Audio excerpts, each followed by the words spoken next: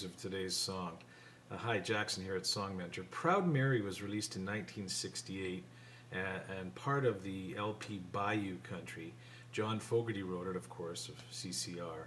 And the song reached number 2. It was the first song of 5, and this really surprised me, by Creedence Clearwater Revival to peak at number 2 on the US charts, 5 in a row. Now that's an awesome achievement, but I'm just kind of... it's hard to understand why they all just happened to hit number 2 and didn't get up to number 1, especially perhaps Proud Mary, which has become an iconic song for all bands, country rock, sort of bridging country and rock. In 1970, 2 years later, Tina Turner released a frantic version of this song, as only Tina could do in those days, along with her husband Ike. Anyway, here we go. Proud Mary, 1968 CCR. All right, just before we get into the important stuff, which is the riffing and the rhythm of this song, let's talk about the basic chords you need. You need an open C, an open A, an open G, F major, open D, and a B minor. So I think that's 6 chords in all. C, A, G, F, D, and B minor. All right, let's talk about strumming and rhythm.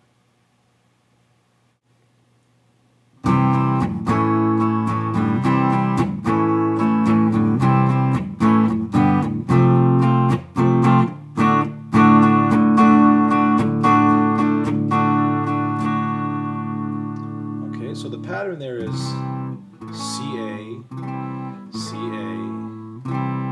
A, G, F, F, F, F, F, D. And then we're into the D, which is the verse of the song. But let's take a look at the right hand.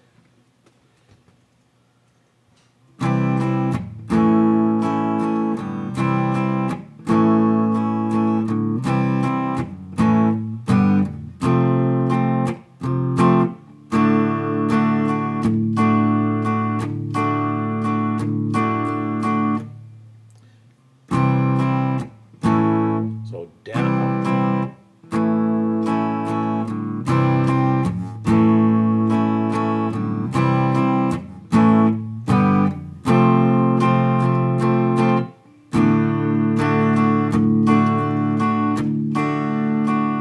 see that frap in there?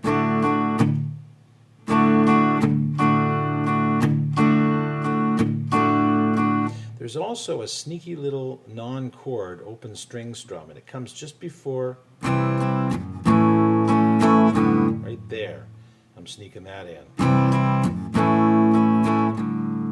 And you can get away with that because it's in the context of all the other chords. Right there, before I go back to the C.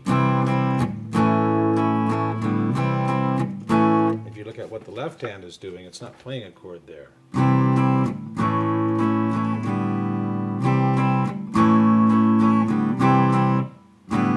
It's just that little quick before you go back to the C, and it's really not anything but an open strum. Once again. And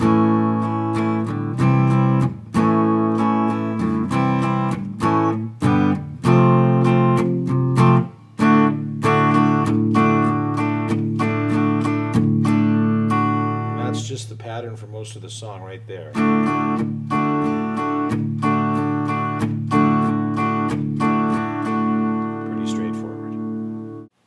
Let's take a look at a basic verse, and we'll strum through it, put the chords on the screen, and see how it pans out. One thing I did notice on live, you can sneak the odd little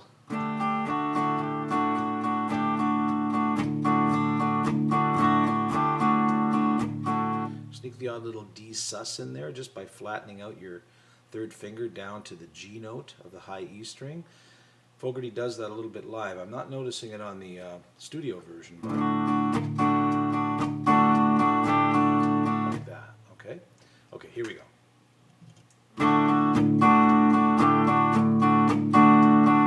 Left a good job in the city,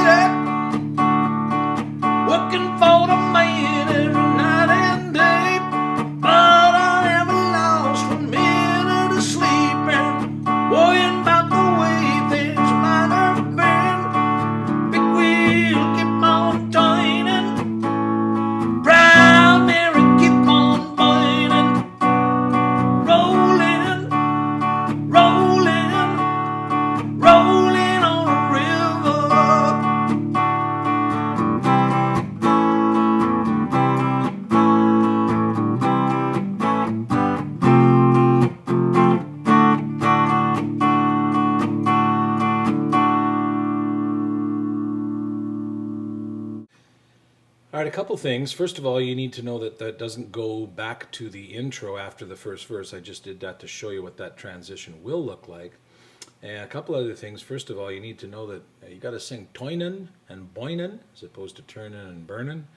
And you got to have a Fogarty shirt. Something like this. Okay, here are the riffs. And the first one is after the B minor. Proud Mary, keep on binin'. It's right there. So we're going to slide up to the 7th fret. And then we're going to play with our first finger the 5th fret of the 5th and 4th strings. With our third finger, the 7th fret of the 5th and 4th strings. And then slide up with that third finger to the 9th fret of the 5th and 4th strings. And then back down, and then the last note's just going to be that D note by itself, and that'll lead us into the D chord. Rollin', okay. Rollin'. All right, that same riff appears later in the song, but this time it's an octave higher. So instead of starting on the 5th fret of the 6th string, I now start on the 7th fret of the 4th string. It's a little bit different, and I have to finger it a little bit differently simply because of that relationship that we all know about between the 2nd and 3rd string, and we find that out when we try to tune them. So I have to get to this. And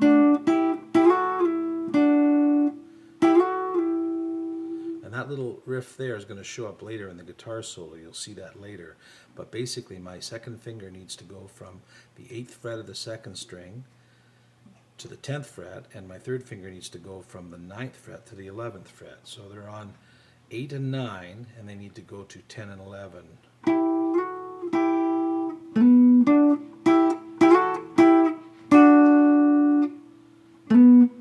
It starts the same.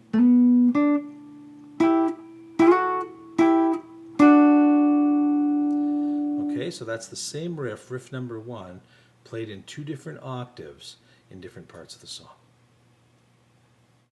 Okay, the second riff occurs in several spots in the song, and basically I started out by sliding up from the 6th to the 7th fret, and I've got a bar across the 4, 3, and 2 strings, but I'm picking down on 3 and 2 as I slide up. And to get the second half of that riff, basically I hammer on and off what amounts to an A minor chord formation with my 2nd, 3rd, and 4th fingers. I shape them like an A minor, and then I hammer them on and off. So the right hand looks like this. And that's riff number 2. Okay, the first half of the guitar solo features some similar riffs to what we've already learned. Something very similar to what we just learned with that A minor formation, except this time you're going to play an A minor 7 formation. You're going to get rid of that pinky finger. And when you hammer on and off, it's just the 2 fingers instead of the 3. And this part of the riff is big part of the first half of the solo. To get there, we're going to go 7, 9, 7, 9 on the 5th and 4th strings. It's a hammer up from 7 to 9 on the 5th string, and then the same thing on the 4th. And then we get to that bar on the 7th fret. See, I'm hammering on and off that little G chord I showed you with these 2 fingers.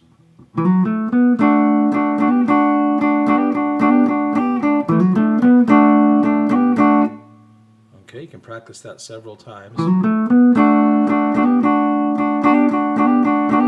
And listen to the rhythm of it and how he plays it. And then he goes to this. Okay, and that's just me sliding up to the 10th and 11th frets on the 2nd and 3rd strings with my 2nd and 3rd fingers. And then down to 8 and 9 down 2 frets. That's just stepping down like that. So putting those two pieces together for the first half of the solo. And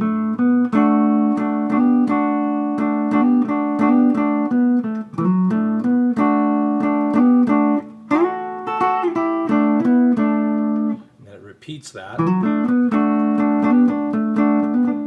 in the end, he just kind of finishes off getting down to the bar D chord. And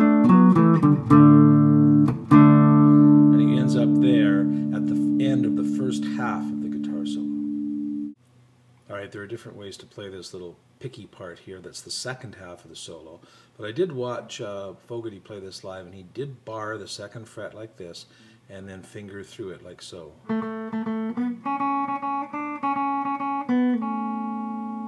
Okay, that's the first half of it.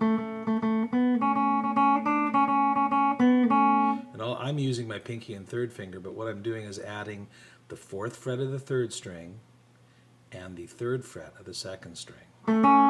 Sorry. See what I'm doing there?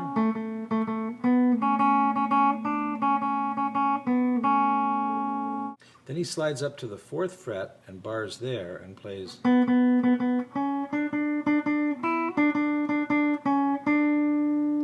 So that is now 3rd finger and pinky, and I'm taking them to the 6th and 7th frets. And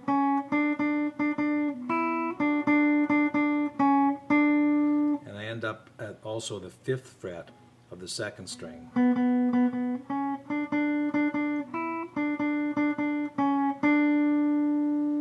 So those two parts.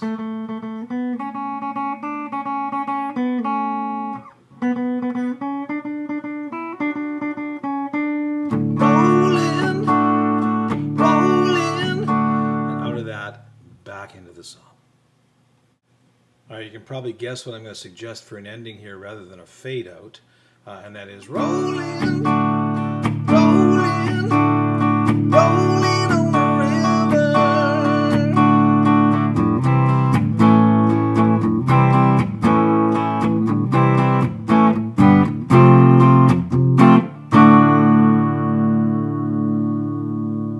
You know, if you're playing in a live band, that's probably how you choose to end it, or some other even more creative way, but certainly that allows you to get back into that intro and finish it off without having to fade. All right, well, we're going to use picture-in-picture for our playthrough, so all the little riffs and bits that are part of this song will be in the picture-in-picture part of the song, and the main strumming and singing I'll perform now in the main window. So here we go. 1, 2, 3, 4.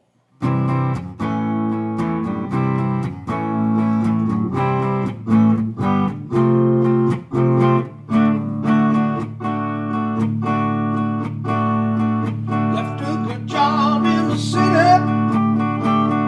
looking for the man every night and day, and I never lost 1 minute of sleep, worrying about the way things might have been.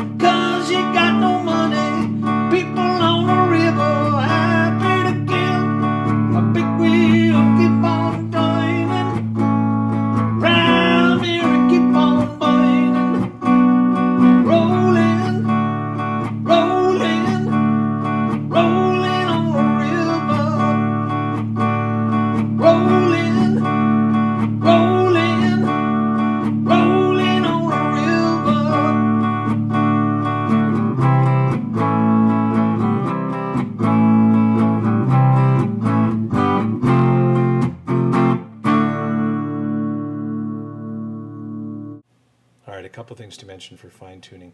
There's a little bit of delay in the picking style in the second half of that guitar solo. I didn't really do that. So you might want to listen to that.